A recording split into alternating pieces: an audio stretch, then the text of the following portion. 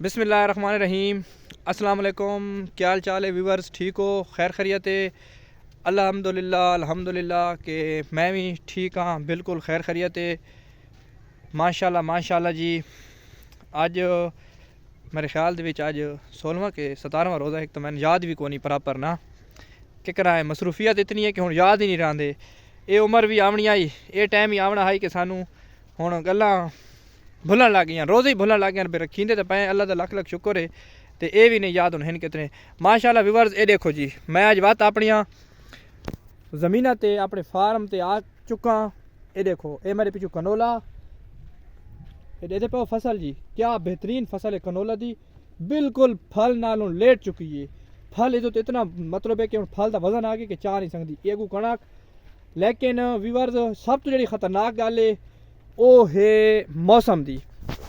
मौसम की जी सूरत हाल है कि इस टाइम अल्लाह ताला दे काम इन।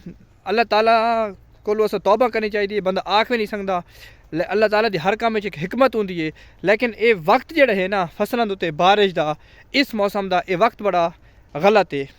क्योंकि इस वक्त धुप होनी चाहिए, मौसम को क्लीयर होना चाहिए, साफ होना चाहिए फसल को पकने वास्ते, ताकि फसल अपने टाइम के मुताबिक सही पक वजे। अगर फसल टाइम तो पहले ही पक वजे तो भी मसला है। अगर फसल जी है वो टाइम तो लेट थी पई हो भी मसला है। तो व्यूअर जी तुम देखते पे हो कि सारे मुल्क चो इस टाइम बारिशों का सिलसिला शुरू हो गए। तो मुसलसल जी बारिशां थी पईयां हैं। और उस तो बाद सब तो खतरनाक गल है कि नाल जी तेज़ हवा चलती पई है, वो ला ज़्यादा खतरनाक है। क्योंकि उसकी वजह तो थींदा ये पे है कि कणकां तकरीबन जी 50-60-70% कणक जी है वो ढह चुकी है। और ढावन नाल कणक का, क्योंकि उसकी जी पिछू खुराक वाली नाली होंगी है वो त्रुट वेंदी है, खराब थी वेंदी है। और दाना पकण ताईं प्रॉपर खुराक नहीं मिलती तो दाना उथाई कमज़ोर थी वेंदा है।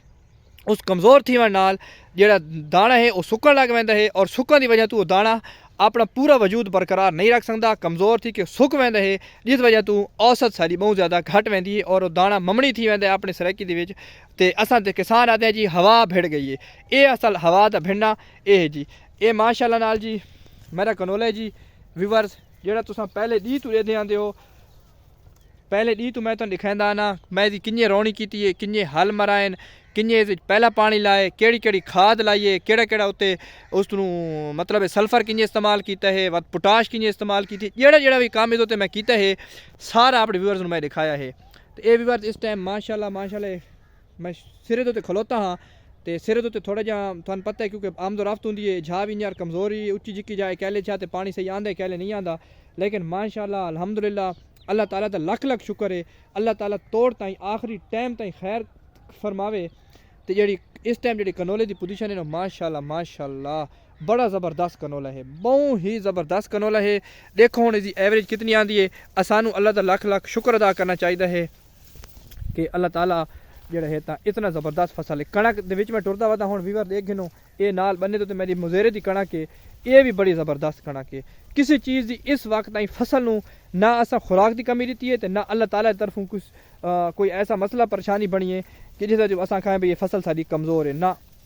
असा अल्लाह का शुक्र अदा करीने आए कि फसल सारी इंतहाई ज़बरदस्त है। सारी नहीं बल्कि हर जहाँ इस बार फसलों का कणक देख गिनो, चना है तो बरानी चने की मैं गल ना कहना पाया, नहरी चना वो भी ज़बरदस्त है, सरवां हैं, कनोले हैं, जेड़ी भी चीज़ है वो माशाल्लाह माशाल्लाह अल्लाह का लख लख शुक्र है कि हर चीज़ विच क्या ही मज़ा है। असा शुक्र अदा करना चाहिए अल्लाह ताला दा। और इस फसल दे विच मैं वला वला गल आखां कि फसल चावण तो बाद असा लाजमी गरीबां दा जेड़ा अल्लाह ताला रखो है हिस्सा, जेड़ा हक रखो है फसलाना 20% या 10% जेड़ा भी है नहरी बरानी के हिसाब नाल वो लाजमी करना है। उस असल बरकत फसल दे तां पैदा थी सी जे वेले असां इस नीयत नाल करे सूँ। क्योंकि असां नीयत ना कहिंदे पहले कोई भी काम करना तो पहले उसकी नीयत टाइम नाल करनी चाहिए। अगर असां नीयत की हो सी अल्लाह ताला बरकत भी पैसी। असां गरीबां दे वास्ते सदका खैरात इस चीज़ का खास ख्याल रखना है। क्योंकि गरीब बेचारे जेड़े हैं जिंदे कोलों कोई चीज़ कोनी, मुश्किल हालात हैं सारे मुल्क दे विच, महंगाई है, सारे हुक्मरान इल्ला माशाल्लाह कोई उन्होंने पता ही कोनी कि सारे हुक्म अवाम नाल थींदा के पिया है। गुरबत अवाम मरदी पई है, भुख है, प्यास है, कोई चीज़ कोनी अवाम कोलों। मैं केड़ी केड़ी गल्लां करा, लेकिन सारे हुक्मरान दी अयाशियां खत्म नहीं थींदियां पईयां। और टायरां दे उत्ते, गड्डियां दे उत्ते, प्रोटोकोलां दे उत्ते, अपने खाने ते कपड़े ते जुत्तियां दे उत्ते पैसा लैंदे पैन।